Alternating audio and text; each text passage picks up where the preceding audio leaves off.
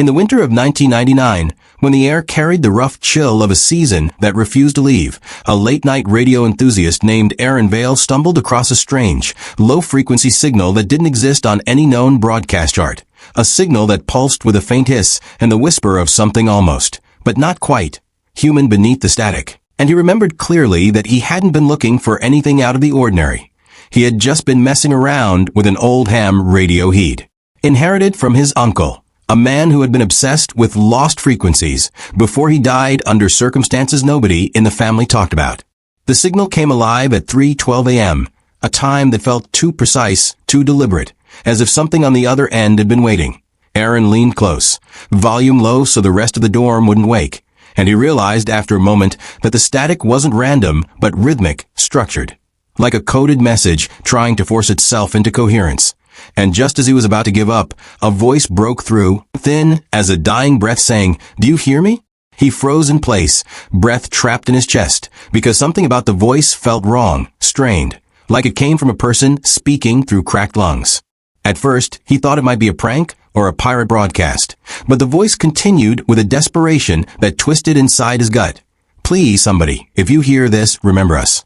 The broadcast dissolved into a chorus of overlapping whispers, men, women, maybe children, echoing fragments of sentences, please, screams swallowed and reshaped by static. And Aaron felt his fingers tremble as the voices pulled him in, each one seeming to speak directly to him, despite the impossibility of it. He tried recording the signal, but the moment he hit the record button, the broadcast cut off as if the act itself offended whatever was transmitting it. The frequency went dead, leaving only a soft, ringing silence that lasted long after he clicked the radio off.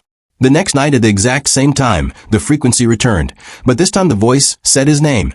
His full name, "Aaron Vale, can you hear me?" And he sat there stunned because he had never shared his radio frequency experiments online, never posted about it anywhere, and nothing about his life was public enough for someone to target him like that. The voice spoke with slow, painful intensity. "You are listening to station 94.6. The lost broadcast, we come from where the forgotten go." And suddenly he heard screams behind the voice, like a crowd trapped beneath water, gasping for air. Terrified but fascinated, he listened for hours until the broadcast ended abruptly with a crackle of static that sounded almost like bones snapping. The following morning, he tried finding any trace of the station, online forums, ham radio groups, even old broadcast archives. But every source insisted that 94.6 was not a valid frequency anywhere in the region. Days passed with the same pattern. The broadcast at 3:12 a.m., the voice calling for help, the whispers begging to be remembered, and Aaron's sleep crumbled. He became jittery, pale, obsessed with decoding the signal. He mapped patterns in the static, scribbled notes across every flat surface in his room, and built a rough timeline of the strange transmissions, convinced that if he could decode them, he might discover the source.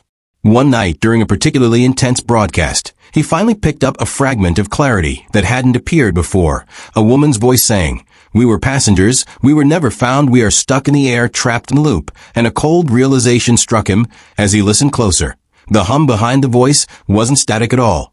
It was the distant engine drone of an airplane. The lost broadcast wasn't from a radio station. It was from a flight that never landed.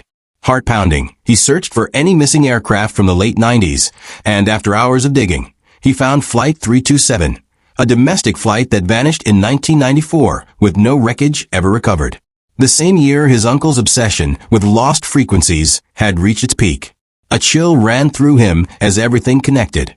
His uncle's ham radio, his unexplained death, the strange signal.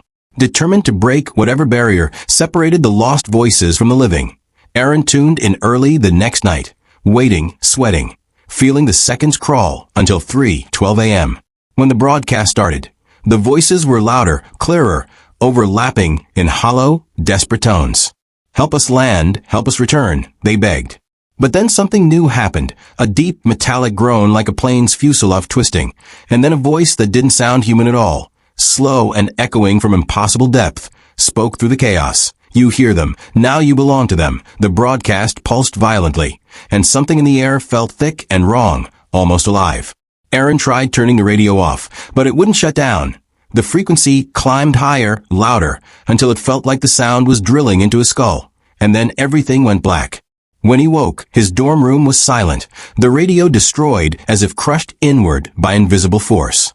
Days passed, and he felt haunted by a subtle, constant hum everywhere he went, a low-frequency vibration no one else heard. People said he seemed distant, unfocused, listening to something that wasn't there. One night, unable to sleep, he found himself walking outside, barefoot, eyes burning, drawn toward an abandoned broadcast tower near the edge of the city. He didn't know how he got there. He didn't remember deciding to go. His body moved as if pulled by a signal stronger than his thoughts.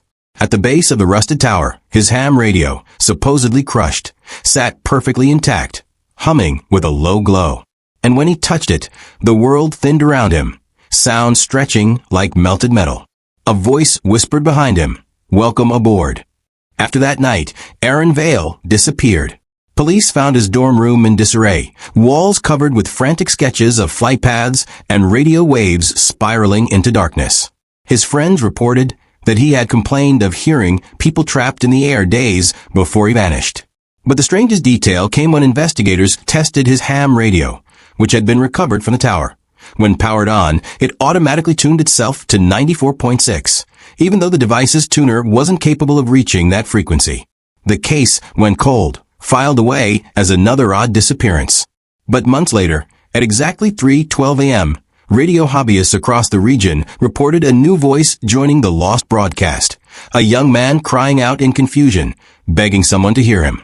A familiar name carried through the static. "My name is Aaron Vale, please don't forget me." And beneath his voice, the deep, inhuman tone returned, saying, "Another passenger. The flight continues. The frequency continues to resurface every few years, always at 3:12 a.m., always carrying the same mix of screams, pleas, and engine hum." Some listeners swear they can hear the faint sound of wind rushing past a pressurized cabin, or the echo of metal straining against impossible altitude. Nobody who listens for long stays the same. Nobody who tries to record it succeeds.